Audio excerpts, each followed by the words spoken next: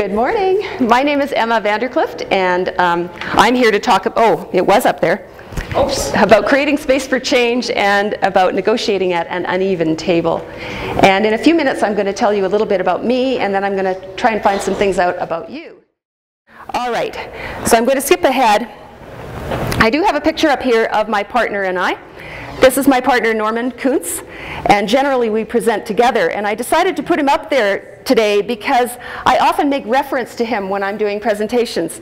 Much of our work is enmeshed in ways that we cannot possibly extricate anymore, having been together more than 20 years. Our ideas are very hard to disassemble from each other, and we like it that way. So, you know, in starting out, I should say to you, I should declare my biases here. And Norm and I have on our website a little saying that we like, we get kind of a kick out of it. It says, we have many biases and we've worked very hard to get them. And one of my primary biases that I will declare immediately is that I come from a stance of anti-individualism here. Okay, and that will be my stance for this presentation. I believe that all of what we do is relational, and that many of the conflicts that we experience are created in the relational space between us. I, over time, have come to the point, both Norm and I, where we reject the idea of problems being located inside people. This also comes from the work that we've done around behavior, working with people who exhibit what we like to call puzzling behaviors. We are very reluctant to locate problems inside people. We're much more inclined to say it's in the relational space, it's in the environment, it's what we do together. So those are my biases up front, and that's part of the reason I have Norm here, because we do work together, and so many of our ideas are informed. And of course, if I had to show a picture of everyone else in the world that I've been influenced by, it would be far too big. We do stand on the shoulders of great people. I just want to tell you a little bit about me and about my journey in all of this. I began working in organizations that support people with developmental disabilities. I'm trying hard not to believe it's almost 35 years ago, but it is. And Norm and I just continue to say 20 years, but really that's come and gone quite a long time ago. But anyway, I started out working almost right out of high school in a group home with people who were about the same age as I was. And I did that for quite a number of years. I've done all sorts of things in that capacity. And then at one point in British Columbia, we began a process of downsizing and then eliminating provincial institutions. And this started in the late 80s and the early 90s. And I was very involved with that process. And it was a contentious one. A very contentious one. It was the kind of thing where you had to move fast because the government seemed to have a will to do that, and we felt that if we waited, it might be rescinded and we'd be back where we started from. So we built organizations, we built up organizations in ways that Fortune 500 corporations would never dream of doing. We had exponential growth. We went from a little organization where everybody knew everybody and we talked all the time, there were like 28 of us, to an organization of 160 to 200, almost within a period of like a few months. And really, like, Fortune 500 corporations wouldn't do that. And that came with all the attendant strife that you can imagine. We were funded differently depending on where you worked. So sometimes the Ministry of Health, this is Canada, you remember, or the Ministry of then Social Services and Housing would fund things, and they would fund them at different rates.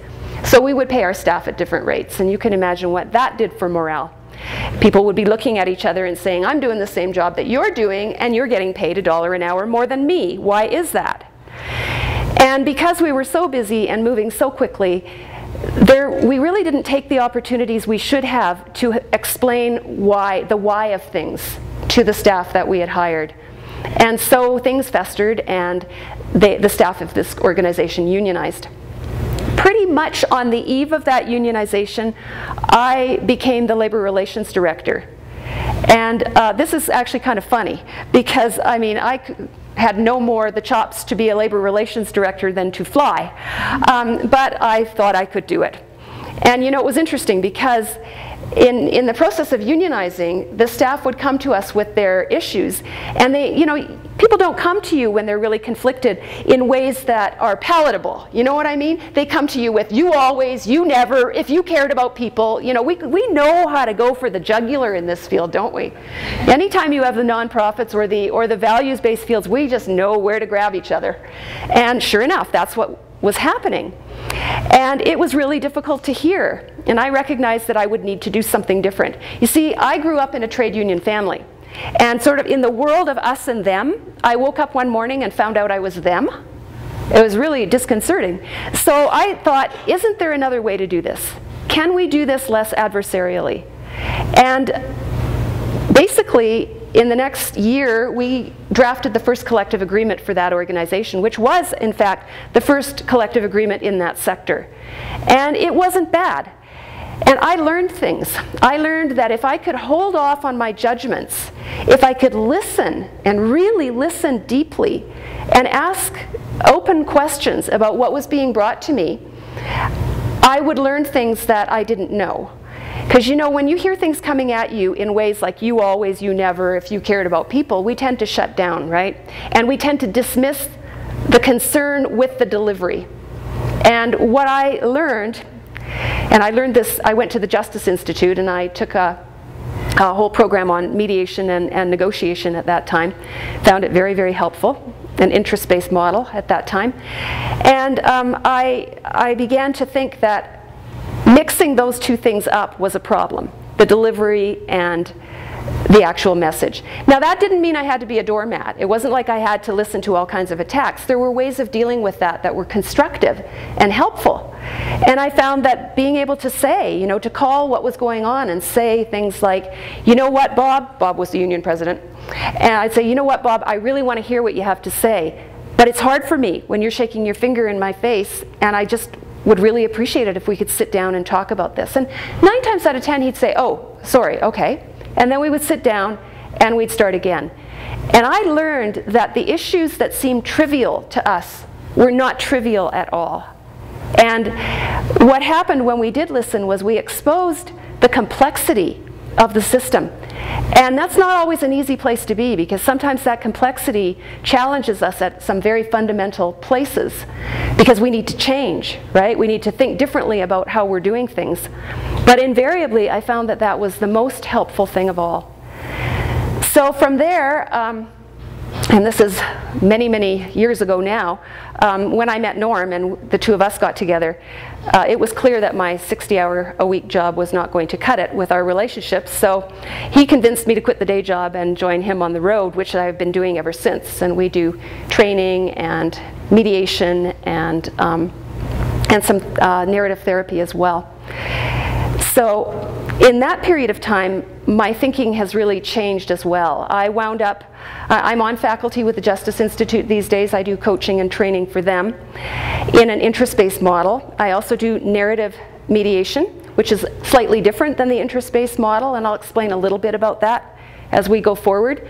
Part of the reason for that is that both Norm and I have stumbled onto the narrative approaches, narrative therapy and narrative mediation, and we believe that it is the approach most closely aligned with issues of social justice. Because unlike much of traditional forms of mediation and conflict resolution, narrative therapy does not ignore structural inequalities and dominant discourse. And we are careful never to, or careful to not support the status quo necessarily, to understand that there may be large structural inequalities at work and to deal with those. So I'll get into that a little bit more as we go along. So basically that's me. I did a master's in conflict analysis, which took me in other directions. I really wanted more theory, and I certainly got it. A lot of work on systems. I do some work for the university now in their master's program with students on SOS systems methodology, if any of you are familiar. Don't know why you would be, but anyway, I do some of that. It's also interesting and instructive stuff. You might be more familiar with people like Peter Senge, who does systems work as well. He's probably the more popularized version of systems work. And a lot of work on identity theory. And that I found very, very interesting, because my interest-based training did not prepare me for that, for identity conflicts in any real way. And you know, I'm going to put to you that 99.9% of the conflicts that you find yourself involved in are identity conflicts. We care about this work. We care about this work down to our boots, right? It is us. We've defined ourselves through the work that we do. So it hits us at a level that isn't like solving a civil dispute. You know, you charge me too much for my carburetor. Let's do some mediation to figure out whether we can, you know, make this work. No, it's not like that, is it? It's here. It hits us right here. So those identity-based issues are more difficult, and they need to be dealt with differently and sensitively and with great attention to the power balances. And I'm also going to put to you that it is almost impossible, especially in the field in which we're all working, to ever negotiate at an even table. I don't think we ever do. I'm not sure that anyone ever really negotiates at an even table, no matter what. There's always power issues going on, right? So we'll be talking about that too, and about the metaphor of the table. So, let's see. Oh no. This isn't working as well on Bronwyn's computer. So you can't see what my agenda is here. I'm sorry about that. It was in yellow on my computer, and it seems to be in some form of dusky gray on hers. Hopefully this is not a harbinger of other things with the PowerPoints. All right. Oh, wait a minute. It's coming through. All right. Okay. So here's what we're going to do today, in a nutshell. This morning we don't have a whole lot of time left. We have an hour, but we will do what we can do with that hour, and then we'll try to catch up after lunch. So first of all, we want to look at some narrative metaphors of power and conflict, which you've already begun to do. We're going to look at the cost of coercion. We're going to see some traditional views of conflict and conflict resolution and where they're useful, because I really want to hasten to say that while I've been giving interest-based negotiation and mediation a bum rap, I still utilize it a lot. It has very definite and clear uses and is very functional. Okay, and in that context, look at the problem and the person, and look at when interest-based negotiation doesn't work. And in that context, look at a couple of ideas. And some of these you might recognize if you've had a look at Phyllis Krytek's book. How many of you have had a look at the book? So some of you. I understand from Barb that there's one copy per parent center. It's really a worthwhile book to go through. She's very self-reflective. It almost reads like a journal. And if you want to engage with that, it's really well worth doing. I'm not going to do the same things that she does, because I figure you all read, and I'm not going to do that to you. But there will be places where what I present will overlap with what she does. Okay, so there's standing still. There's a whole idea of talking and listening, both of which are important components of any kind of engagement, obviously, and some alternative narratives of conflict. And then I take it we'll have lunch. And then we're going to look at negotiating at an uneven table. And in that context, we're going to do something called a competency interview, which I'll tell you about later. And then we're going to look at the whole issue of constructive escalation, which is something that most people get really freaked out about when they hear, I have to escalate the conflict? I thought I was supposed to be de-escalating it. There are times when we need to strategically, carefully, and with great attention, and with consideration to a number of variables, actually escalate a conflict. Engaging with what Wesley and her group in a book called Getting to Maybe, if you ever have a chance, it's a great book, call Engaging with the Powerful Stranger. And then we're going to talk about leaving the table and 4 examples of alternative responses to conflict. Okay? Oh, the other thing I didn't tell you is that I spent a year doing research with hostage negotiators about de-escalation. And I'll probably bring some of that to bear in here too. Very interesting work. I was able to talk with negotiators from all over North America. The guy who did the Lufthansa hijacking, and the guy who negotiated the Headingley prison riots in Canada. A woman who is now a best-selling mystery writer, but was actually a negotiator for many years, and others as well.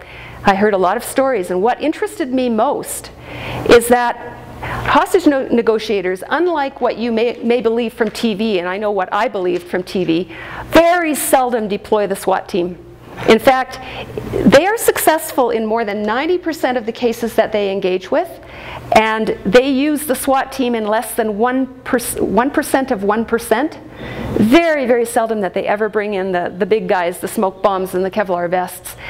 And that's because in about 1974, they changed their way of doing things. After the Munich Olympics, where they did, you know, really hard-armed negotiation tactics and lives were lost, and also the Attica prison riots. And they decided they needed to do things differently, and what they did was they began to rely on relational communication-based strategies for de-escalation. The first question a hostage negotiator asks a hostage taker is, what brought you here today? And then they start from there and they listen. And again, they're successful in 90% of the cases. And here's the really interesting part. They actually are not only able, but must develop trusting relationships with a distraught person, get that, over the telephone, sometimes with weapons involved and with hostages as well. And they need to do that, they say, within about 15 to 25 minutes. So that kind of pulls the slats out from under this whole idea that it takes years to build relationships, right, of trust. It actually doesn't. And a lot of that has to do with how we listen and how we talk.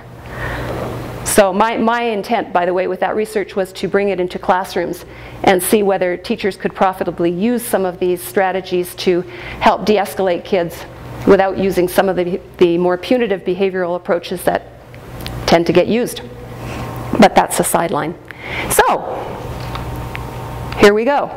I want to show you some usual narratives of conflict. I think you mentioned some of them in here, and we have two, I think, that are predominant in our culture. The first one is the war, right? Everyone's familiar with that. And we have a lot of metaphoric language around the war.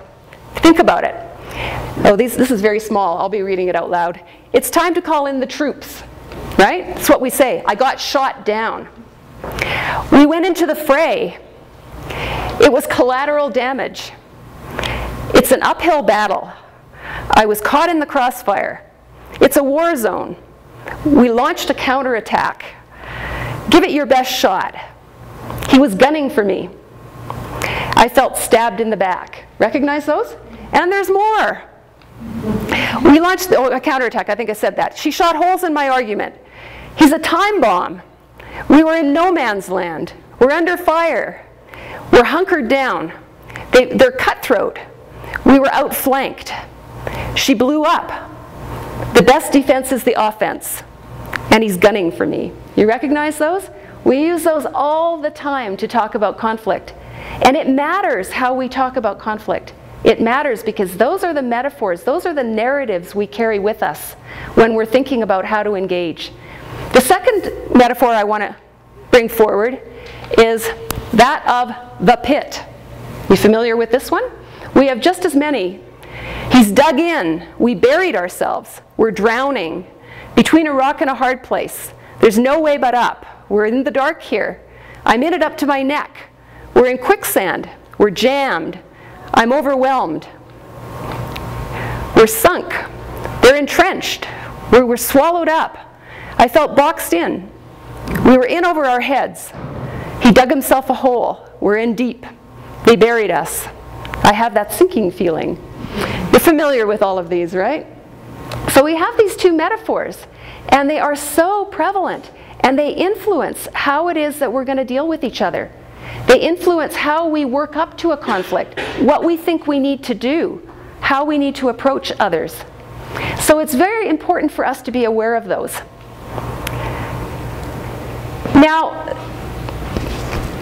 these metaphors are part of what are called narratives. And narratives are not just stories. Okay? Narratives are powerful societal stories that tell us who we are, how we ought to be, what a man should do, what a woman should do. We have narratives about absolutely everything. Okay, my friend Stephen Madigan says 90% of the conversations we have are with ourselves. And if you don't believe me, I've just proved my point. took you a while. Hello? I think it's hilarious. So yeah, we have these conversations with ourselves. We have conversations with dominant social narratives about what we're supposed to do. Yeah, have any of you ever gone into a meeting and thought, I can't wait for the real negotiator to show up? Yeah? I know I have. You know, we have all these dialogues going on in our mind about our own competence, about the motives of others, all kinds of things. So it's really important to get a handle on those narratives. So, oh yeah, there it is. And if you don't believe me, I've just proved my point. All right, the narrative metaphor. This is what Michael White says. He says, human beings are interpreting beings. We are all active in the interpretation of, in giving meaning to our experience as we live our lives. An active interpretation is an achievement. We need to do this. We need to do this in order to make sense out of our world. But as Michel Foucault, the French theorist and philosopher, once said, I'm not saying that it's bad, I'm just saying that it's dangerous. So we get into dangerous places when we do this. It is not possible for us to interpret our experience in a vacuum. A frame of intelligibility is necessary for any interpretation of lived experience. I think Bakhtin calls this, or says that we are living in a corridor of echoes. We think our voices are our own, but really they're not. They come from all of the other things that have informed us all the way along. Culturally, familially, in our communities, in every way. And those big dominant stories as well about what's appropriate and what isn't, and who we should be. Such frames provide a context for our experience and make the attribution of meaning possible. So this is how we make sense out of things. And the meanings that we derive in the process of interpretation have real effects on the shape of our lives, on the steps that we take in life. Thus, meanings are not neutral in their effects on our lives, but are constitutive of our lives. We actually make those things in the process of thinking them, right? So, let me be a little more graphic in this. Oh, okay, before I do that. According to Winslade and Monk, the active construction of social reality is accomplished through the development of narratives, which then are defined as the stories people use to make sense of their experiences. In a crisis situation, or in a conflict, or in a negotiation, these narratives or stories are further seen as the explanations that are used by an individual in an effort to bring coherence to chaos. The prevailing narrative for a subject in crisis will almost certainly be one rooted in powerlessness, desperation, and hopelessness. And when we talk about the pit or the war, that's often the way we're feeling, right? We're trying to climb something really tall, or trying to navigate the rapids. Whatever it is, it often seems difficult, and we wonder if we're up to the task. So let me be a little more graphic. Here's how we construct meaning. And here's how we are absolutely hardwired to do so. So what do you see here? How many pillars are there? 3? 3? 2? How many pillars? Depends on where you look. Thank you, yes. So, oops. Oh, I got to go back again. Sorry. All right. So if you look up here, you'll see 2, right? 2 square pillars. However, I did it again. Sorry. If you look down here, you see 3 round pillars. It very much depends on where you look, right? And that is the way narratives work. So, oops. Suppose I said to you, I'm going to isolate this little piece out of these pillars. Just that one little piece. What is that? Anybody know? No, of course not. That thing in and of itself has absolutely no meaning, right? The meaning that it gains is created by what we put around it, the stories that we tell around that piece, that little piece. So, if we see that piece embedded up here, what we will see is that it is a space between 2 square pillars, correct? And we would be right, wouldn't we? However, if we look down here, what we're going to see is that it is a single pillar with space on both sides. So the story that we tell ourselves is what will determine how we see that thing. Now, if you want to look at this, hold on, as conflict, then we see that we have a number of choices in the way that we choose to look at a conflict. And depending on how we view that, our actions will follow. So I've taken a fair bit of time on this because I think it's really critically important. We need to also be aware of what underpins our own responses. And to the extent that we are able to do that, we will be better equipped to actually do the stuff on the ground and actually engage with people in ways that will not make whatever we're trying to do worse. Right? Because you see, when we tell stories that are about war or pit, we do something called the ladder of inference. Anyone familiar with the ladder of inference? Yeah. Okay, the ladder of inference is what we all do all the time. And it goes like this. You observe data and experience, sort of like a camcorder might. You know, you see something happening and you take it in. So the next thing you do is you select the data from what you observe that fits for you, right? So you may only see one part of what's going on. You add meanings to that, cultural and personal meanings. So for example, in some communities, it is perceived as rude to look someone in the eye. So somebody doesn't look me in the eye. In my father's culture, that would have been terrible. It was look me in the eye when I'm talking to you. You know, that was like the sin of all sins if you didn't. So if I'm my dad and somebody from another culture doesn't look me in the eye, I observe that and I select data from that and then I add meanings. Must be something kind of shifty going on here, right? And then I make assumptions based on the meanings that I have added. And those assumptions might be that this person is trying to hide something or pull something over on me, etc. I draw conclusions. Well, I'm not going to engage with that person. I adopt beliefs about the world. You know, there's only two kinds of people, those who look people in the eye and those who don't. And we know which are the right people here. And on that basis, we take action. And so we wind up doing things based on a whole, well, the reverse of a cascade, right? It's a ladder. A whole ladder of meanings that we have imputed onto someone's behavior without ever checking it out. So that's the danger. And when we do that, we are most likely to fall into attitudes of coercion and to try to do things by forcing people to do things. So, but coercion has a cost, and I think we all know what that is. I got a question for you. Can you make people do what you want them to do? No. Is this true? Absolutely not? No? I heard no. All right. Well, I'm going to put it to you this way. Is it true?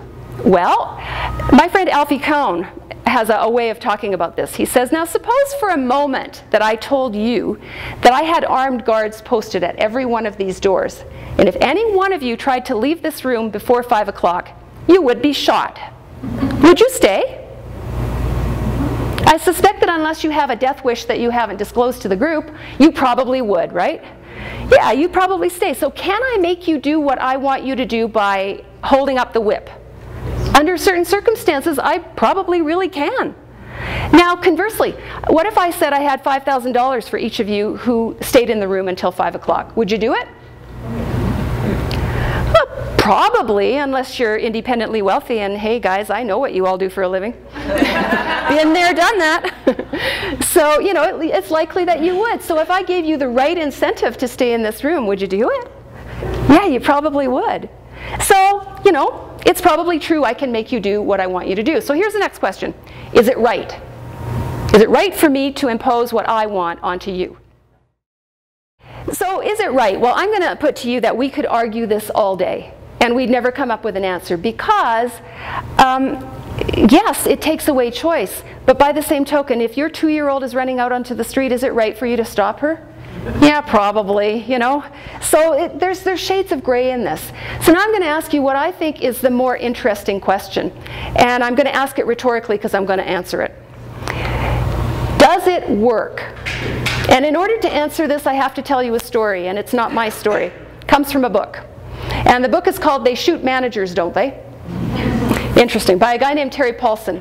And Terry Paulson tells a story about being in an airport and going up to the ticket agent, and ahead of him in the lineup is this guy who's absolutely gone ballistic. He's yelling and screaming, he's pounding on the counter, and through the whole thing this ticket agent is remaining absolutely calm, unflappable, saying, "Yes sir, no sir, I'll see what I can do sir." Finally the guy takes off down the hallway, and Terry Paulson steps up to the podium and he says, "You know what, before we start, I just have to ask you something." He says, "I just watched what you did here, and I'm writing this book on conflict management, and I don't think I could do what you just did. What's your secret?" And the guy said, "Well, it's really very simple, sir. You see that guy," and they could still see him running off down the jetway. "He's going to Cincinnati. His bags are going to Japan." Does coercion work? Yeah, but if you decide to employ coercion to get what you want, expect to be spending a lot of time on the telephone to Japan trying to figure out where your bags are. You guys know as well or better than anyone that although litigation is sometimes where we need to go when things get really rough, I know you have seen, and I have seen, instances where a child has been mandated into a school and into a classroom, and everyone's unhappy, and the mandate has come through and they got to do it, everyone's unhappy, and nobody tries very hard at all. And at the first sign of any kind of difficulty, it's there. We knew it wouldn't work. We believe that coercion is often the genesis of sabotage. It's what happens, you know, later. Yeah, you get where you're going, and then you got to spend a lot of time looking for your bags in Japan. So those are the costs of coercion. So if coercion isn't such a hot idea, what do we do? Well, we tend to think when we're looking at situations like this and we're a little panicked, we tend to think that what we need is a recipe. Just tell me what to do. Give me the 5-step plan. Teachers often say this to us when we're doing presentations. Just tell me what to do on Monday. Have you heard that one before? And we try to resist that one because there are no recipes. And we know very well that if we were to say to you that there is a recipe, you would know for sure that that wasn't right. You know, you wouldn't trust me if I told you that there was a recipe. So what we actually need is, oops, more like a pantry. That was a pantry that went by. For any of you who know Rich Villa and Jackie Thousand, that actually was their pantry. Quite a long time ago, actually. But we need a pantry. We need a lot of ideas, and we need a lot of people to collaborate with. And we're going to talk a lot about who you need to have in the room and who you need to have with you when you're doing difficult negotiations. So, one of the ways of going about this is through the model of interest-based negotiations. How many of you are familiar with that model, an interest-based model? That's the Harvard Negotiation Project. Getting to yes, getting together, yeah, getting past no, The Power of a Positive No, all of those books came out of the Harvard Negotiation Project. And it was Roger Fisher, William Ury, Scott Brown. Those people were the original Harvard Negotiation Project. And much of the work that they did internationally, and during the Cold War even. Now, a lot of those books have examples from the Cold War, which is kind of quaint, but they still hold. And in this book, which happens to be my favorite of the bunch, this one's called Getting Together, Building Relationships as We Negotiate, Scott Brown and Roger Fisher identify some poor choices for conflict. And they're based on assumptions. And really, when we're talking about narratives and the ladder of inference and all of that stuff, what we're talking about is assumptions that we make, right? And here are some of the more common ones. First assumption, avoiding disagreement is a good goal for a relationship. A lot of us were raised that way, even if we reject that idea now. I know I was, you know, it was like, don't upset your mother. And you know, some people lived in more conflictual families, but in mine it was no, you know, you didn't. You simply shoved it under the rug. I'm not trying to imply that my family was all that bad, by the way. My family was quite lovely. But there were certain cultural norms, you know, around my family. And look me in the eye when I'm talking to you, and don't upset your mother were two of them. There were many more that were better. The second assumption, there's a trade-off between substantive interests and a good relationship. In other words, if I get what I want, I'm probably going to lose my relationship with you. And if you get what you want, I won't get what I want. Or if I try to preserve that relationship, I won't get what I want. It's like there's a trade-off. And we have a fundamental belief that that's true. And in negotiation terms, we call that a zero-sum analysis of the situation, where if you have some, then I have less, right? About power, like if I give away any of my power, then I will have less and you will have more. And that's not a good place for us to be. That's an assumption we make. And the third assumption is reciprocity of some kind is a good guideline for how to treat people. So in other words, I will be conciliatory, I will be collaborative, I will listen, I will speak civilly until you don't. And then, oh boy, the gloves are off, right?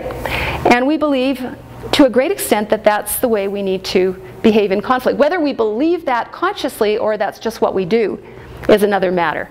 You know, the temptation when someone says something offensive to you to just, you know, fire something out in kind. So those are three assumptions that they call poor choices. Luckily, they have some good choices as well. And I have to tell you that the two good choices were basically velcroed into the inside of my forehead while I was doing that collective bargaining process. And I was so happy that there were only two, because they tell us in brain research that when you're really sort of escalated, you only have the capacity to take in a couple of things. Like at the best of times, I think phone numbers are 7 digits long, because that's about as good as it gets. And when we're under stress, that really compresses. So 2 rules were fine for me. And here they are. Separate the people from the problem. I'm sure you've heard that. Deal with both, but don't link them. So in Michael White's words, the person is the person and the problem is the problem. And if we can see it that way, we are in a far better place to be when we try to negotiate. When we actually can see that, again, that's like separating the delivery from the thing being delivered. And again, you do deal with both. So in the case of Bob, you know, I was able to talk with him quite immediately about how his behavior was affecting me. And the fact that it was, and I would commit to wanting to work with him. I really want to work with you. That's the most important part of that sentence. I really want to work with you. And it's tough for me when you're yelling. Can we do this a different way? So that's, again, separating the person from the problem. And then you deal with the problem. Problems are great for surfacing complexity. If you don't want to do that, then don't, because sometimes the complexity is scary. Sometimes it tells us things we don't want to hear. But if we want to have lasting agreements, we need to unearth that complexity and deal with it. The second rule is be unconditionally constructive. Do what is good for me and good for the relationship, regardless of reciprocation. So I won't do things that are going to harm me or put me in a one-down position, but I will not do things that deliberately undermine the relationship with you. I won't do underhanded things. I will be trustworthy, and that's a word that Fisher and Brown use a lot. And in that, they also say, they have a caveat that's very important to understand. They say, be completely trustworthy, but do not be completely trusting. And that's sometimes where things run off the rails again. We believe that to be trustworthy, we need to be completely trusting, and we put everything on the table. Sometimes that's a mistake, as I'm sure we all know. So, these are 2 good choices. Let me explicate those out a little bit more. This is a quadrant that Norm and I developed a number of years ago to look at the problem and the person, because there's always 2 things that you're dealing with in any negotiation, right? There's a problem and there's a person or a group of people that you're dealing with. So on this side, we've got the problem, and up here we have the person. And we essentially have 4 ways of dealing with the person and the problem. Hard on the problem, which means really paying attention to what the issues are and being clear about them, and being soft on the problem, which is being a little wishy-washy and not quite stating our stuff clearly enough. And we can be hard on the person, which means being adversarial and combative, Or we can be soft on the person, which means treating people with respect. Okay, so you got that? Now let's go through the quadrants. All right, let's start here. Hard on the person, soft on the problem. This is what we like to call the Jerry Springer quadrant. You know, where everybody's mad as hell, but nobody knows what the problem really is, right? They're all yelling and screaming at each other, but there's no clear definition of the problem at all. Any of you familiar with the term gunny sacking? You are, yeah? A couple of you. Gunny sacking, for those of you who aren't, is actually a couples therapy term. And what it refers to is this. You know when you first fall in love with someone and everything they do is just so endearing, you know? You just love everything about them. And then you live together for a while and, you know, the socks on the floor, and none of it is really big enough to kind of get you to actually confront it, right? So what you do is you take those issues and you put them into a little gunny sack on your back, right? And you walk around with them and they collect over time. And then finally one day, your wonderful significant other does something and you've had it. It's like the straw that breaks the camel's back. So you take that gunny sack and you go whap, and it lands on the table and it comes out like you always, you never, if you love me, blah, blah, blah, blah, blah. The problem with that is that your significant other has been doing the same thing the whole time. So when this happens, generally speaking, your significant other will take his or her gunny sack, throw it on the table and say, me? You always, you never, if you cared about blah, blah, blah. And so that's gunny sacking. And that's what happens when we are soft on the problem and hard on the person. Guilt. Okay, we'll do it your way. Yikes. Again, that's an example of hard on the person and soft on the problem. Rationalization. I was just following orders. Right? Which basically is a very sophisticated, or a not so sophisticated, somewhat sophisticated way of saying, nah, nah, nah, nah, nah, you can't get me. Right? Okay, so you can see the pitfalls of being hard on the person and soft on the problem. All right. Hard on the person, hard on the problem. Marshall and I were talking about the old advocacy mindset at a break earlier on, and I come from the old advocacy mindset, and we actually, you know, we went for the jugular in order to convince people of the inherent rightness of our ways, you know, and how morally retrograde other people were for not doing the kinds of things around inclusion that we believed they should do. And we believed very firmly that we had the angels on our side. Trouble was, it wasn't nearly as effective as we would like it to have been. It didn't always get us where we were going. So again, we relied on persuasion. And there's a saying that you may have persuaded a man or a woman, but you may not have changed anything in the process. They may just, yeah, that's fine. Blame, and blame is not a great place to come from, as we know, you know. If people are feeling blamed or guilty, they're very unlikely to cooperate with us. And coercion. Again, you know, that's the threat of lawsuits, which sometimes may be what we need to do. And we'll talk about escalating conflict later. But as a first run, not so much. So soft on the person, soft on the problem. Now this is where avoidance comes in. And there's a lot of that, right? We just don't want to deal with it. I think there's some calculation that almost worldwide, we are about 80% of the population is conflict avoidant. Most of us would just rather do anything else. I'd rather have a root canal. And submission, or okay, yep, we just get mowed under. And compromise, like a lot of times people think compromise is a good goal. But I wonder, you know, it's, I think in one of the Getting To books, Roger Fisher talks about the analogy of an orange. And he says, you know, there's an orange and there's two groups of people who are competing for the use of the orange. And so the arbitrator comes in and cuts the orange in half and gives one half to one group and one half to the other, which seems equitable, right? It's the King Solomon solution. And what the arbitrator doesn't know is that one half of the group wanted the juice and the other half of the group wanted the rind to make a cake. So if you don't dig any deeper, you're liable to come up with compromises that don't really fit for anybody. And I don't know about you, but have you ever left a negotiation with a compromise feeling like, you know, not all of my stuff got met here. And I don't know whether I'm prepared to give all that up. And those are the resolutions that don't hold. They are not sustainable. So what we want instead is to be soft on the person, hard on the problem. In other words, be respectful to the people that we're working with, and tough and clear and decisive about what the problem is. And that's curiosity, a great deal of curiosity, stating our concerns, nonviolent resistance, even. Think Gandhi. But you know, in our culture, a lot of us spend a lot of time, I have a little doohickey here that I can do this with, kind of vacillating between these two things. Hard on the person, hard on the problem, soft on the person, soft on the problem. And what we like to call that, Norm and I, is vacillating between Mother Teresa, Mother Teresa, Mother Teresa, Attila the Hun. You know, like, I've had it. I'm not putting up with this anymore. So we go back and forth. I learned this lesson about how we do things best from a person that I used to support many, many years ago. His name was Ron. Ron was a great big guy, had a developmental disability, and he was a lovely, lovely man. And one day he beat up his support staff worker.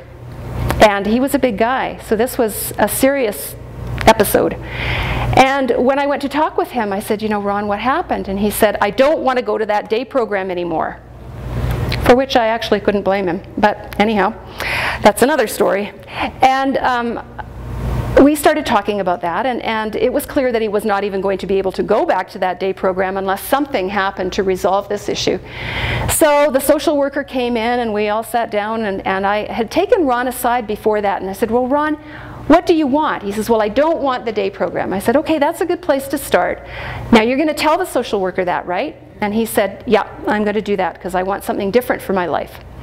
So the social worker came in and she said, so Ron, you know, we were looking at this and we thought that maybe we could make a couple of changes and you could go back to the day program. What about it? And Ron's head went down and he said, okay. And I'm looking at him in total disbelief. I said, Ron, come here. Let's have a little caucus here. I said, now you told me what you wanted. Did something change? Did I not understand? Are you okay with the day program? He said, no, don't want to go back to the day program. And you know, so it takes some of us a blindingly, ridiculously long time to understand certain things, right? And what had happened is, in the systems in which we had been working with Ron, over the years, he had been trained in his family and also at school and in our services, he had been trained to be compliant, to do what people in power wanted him to do. And so he was used to saying yes to anything that people said he should do. And what would happen is it would set up that same Attila the Hun, Mother Teresa, Attila the Hun scenario. So he'd put up with it, put up with it, put up with it, and then blow up.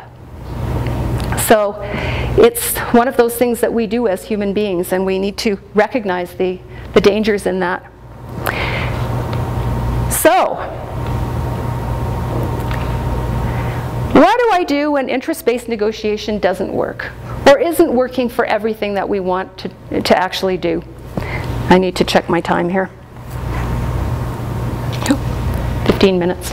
I know I've been a lot of a talking head. We're going to do more interactive stuff later. I just needed to get through this a little more quickly because of the time constraint. So I hope you'll bear with me. Don't usually like to be this much of a talking head. So what do I do? Well, Henry Mencken once said, every complex problem has a simple solution, and it's invariably wrong. So there really are no simple solutions to any of this, but there are some ideas. There are some ideas, some overarching things that many, many people with greater minds than mine agree are probably the most helpful. Maybe not the most specific, but the most helpful as an overview. And that's what we're doing in this morning's session, is giving more of an overview. So, standing still. A lot of people talk about this. Norm and I talk about this. We talk about this when we do behavioral stuff. Margaret Wesley talks about it in Getting to Maybe. Phyllis Krytek deals with it. Adam Kahane, if any of you know his work, I'm going to be talking a bit about his work later, Solving Tough Problems, talks about standing still. So I want to give you an example of this and how this dynamic works and how and why it is difficult to do. Okay, so maybe you know, if you happen to be a soccer fan, that stopping a penalty kick is about the most difficult thing you can do in soccer, right? Standing just 36 feet away, the kicker sends the ball hurtling at the goal at 60 to 80 miles per hour, giving the goalie just 0.2 to 0.3 seconds to respond. That's really challenging, right? Given the speed, the goalkeeper has to decide what to do even before observing the direction of the kick. Not surprisingly, 80% of all penalty kicks actually wind up scoring, because it's so hard to do. So, Azar, Bar-Eli, and Ridoff scanned the top leagues in the world, collecting data on 311 penalty kicks, and here's what they found. They computed the probability of stopping different kicks to the left, to the right, to the center, with different actions, jumping left to right or staying put, to see which one maximizes his chance of stopping the ball. Or her. Here's what they found. Standing in the center stopped the shot 33.33% of the time. Moving to the left stopped the shot about 14.2% of the time. And moving to the right stopped the shot about 12.6% of the time.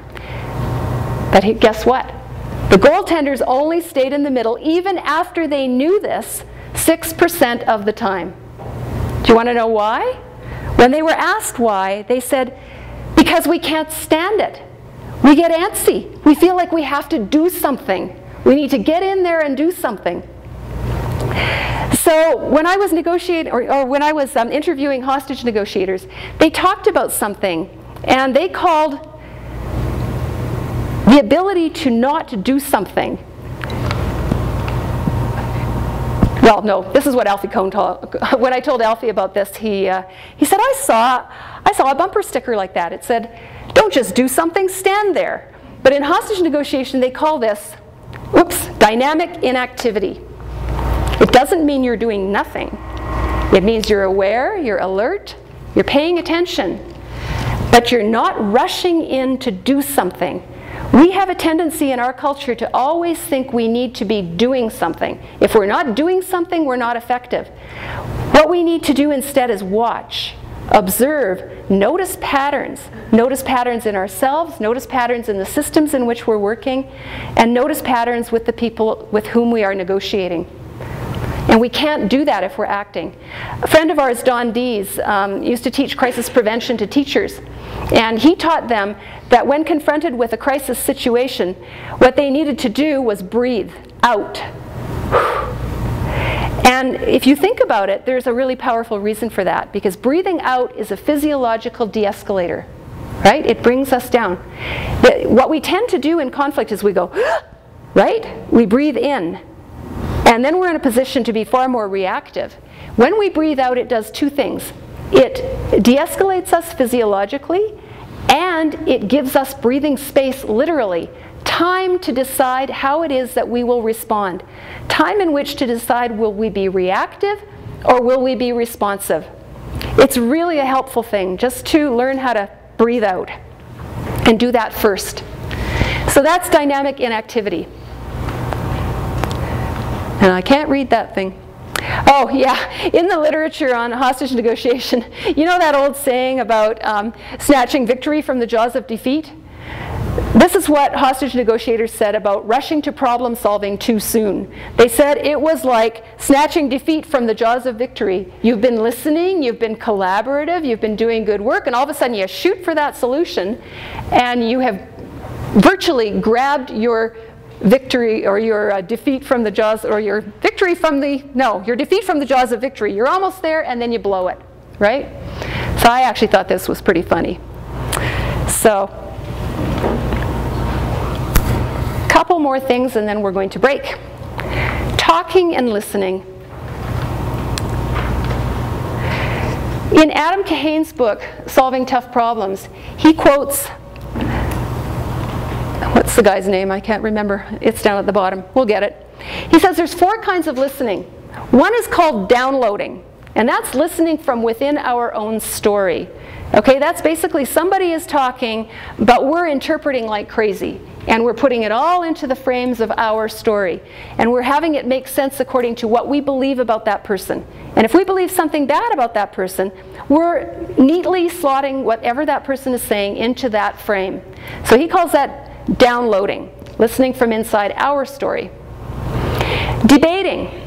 Listening to each other and to ideas, including our own, from the outside. And he suggests that we don't really create much change based on the debate model. We just go back and forth, and we never create anything new. We just continue to ping-pong the old.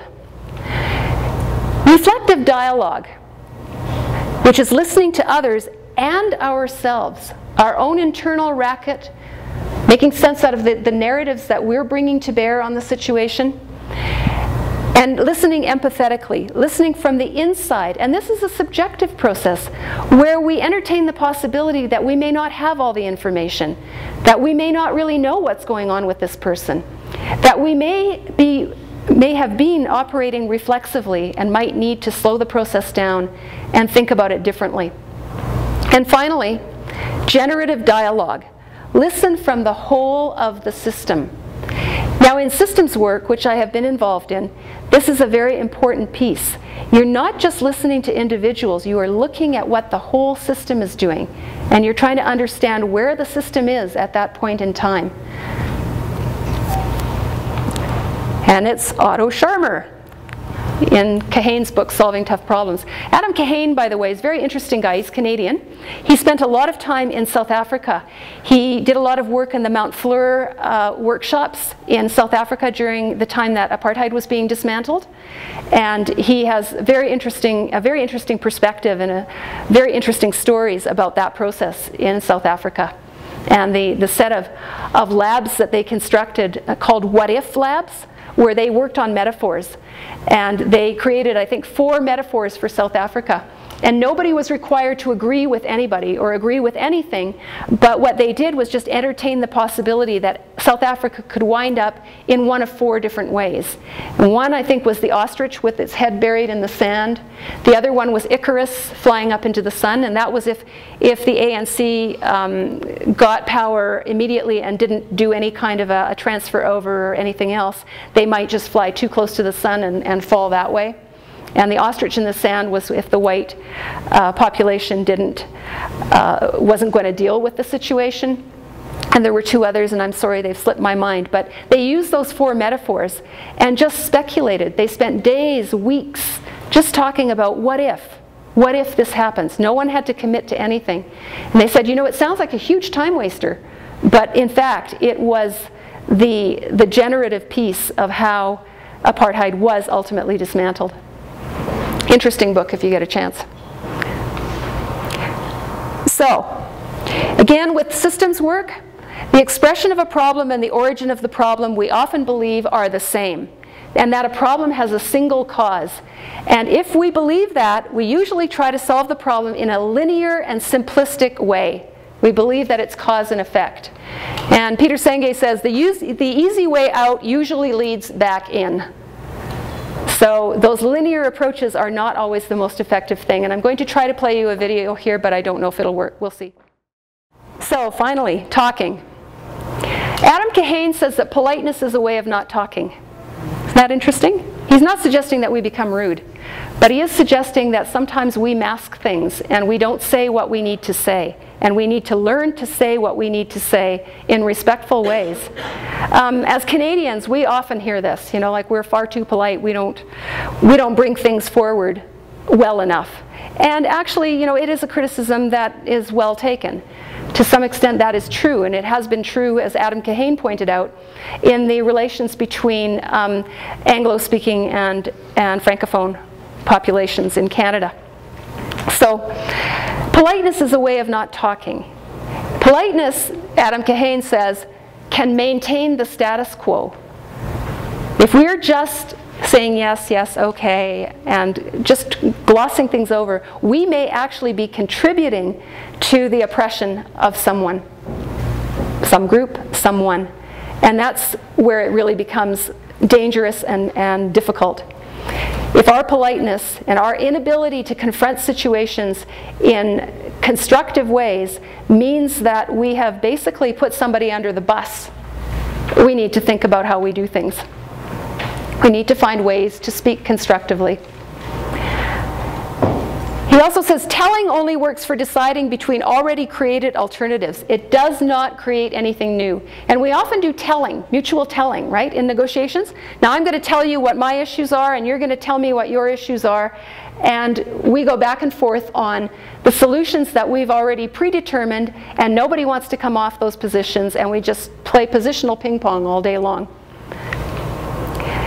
Talk by itself does not create new realities. Most of the time, it reproduces old ones. And reloading and downloading are also ineffective ways of talking. And reloading is where you're thinking of your stuff while they're talking, and then downloading is you just blurt it all out without any real sense of the context of what it is that you're actually talking about. And again, that's in Adam Kahane's book. Oh, and I bet this one won't play either. Oh, I must get these for you because they're really quite fun. Let's see. Nope. Well, okay. Oh, this one wasn't supposed to come up, but I will use it anyway. Here's one lesson from hostage negotiators that you might find interesting. Effective dialogue cannot be measured by length of time. It is the quality and the authenticity of the exchange that determines whether a bond will be established and mutual influence occurs. And that bond can be created in as little as 15 to 20 minutes, all based on how you approach someone and what you say when you start out. As I mentioned, negotiators always start with, so what brought us here today? And then they listen, and they listen. And they ask the odd open-ended question. They ask what we like to call, Marshall, you're probably familiar with this, what we like to call in mediation powerful questions. I used to think that powerful questions was, ooh, you know, that sounds really difficult. Yikes, I don't think I'd know a powerful question if I ran into one. Powerful questions are often the most simple questions of all, the most open, simple questions. I heard a guy on our public radio in Canada interviewing Larry King about his recent book. And Giangomeshi, who's the interviewer, said to Larry King, you know, one of your friends was quoted in your book as saying that you actually ask really stupid questions. He says, what do you make of that? And Larry King just laughed and he said, you know what, he's right. And Gian said, really? And Larry says, yeah, when I started out in journalism, I used to watch these journalists and they would come in and they would say something to their guests, like they would say, so we'd like to talk about the situation in the Middle East here today. And you know, I was thinking that probably 9/10 of the problem is blah, blah, blah, blah, blah, blah, blah, blah, blah. And finally, and by the way, what do you think? And that person would have about 3 seconds to respond. And he said, I always vowed I was not going to be that kind of an interviewer. So he says, what I do instead is I say, so tell me what happened. And then what? Really? Say some more about that.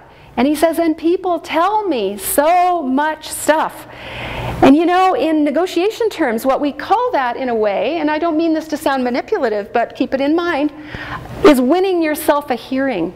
If you are genuinely interested and listen to a person and listen to them tell you their whole story, at a certain point, they'll be done telling their story. And you can figure that out because you can ask them, is that everything? Is there anything else you might like to say here? And if they say, no, that's about it, what you've done is you've created space, you've created de-escalation and space for you now to be able to say what's on your mind. And they call that winning yourself a hearing. And you do that through listening, not through coercive measures. So, I just want to end, because we've got only a couple of minutes left, with a couple of alternative narratives of conflict. And I'm going to go quickly through them, but they're just some other ideas for other ways to see conflict. First one is the puzzle. Right? Conflict can be a puzzle. And in this sense, you know, we're trying to put the pieces together. Maybe we can puzzle it out. Are we getting the picture?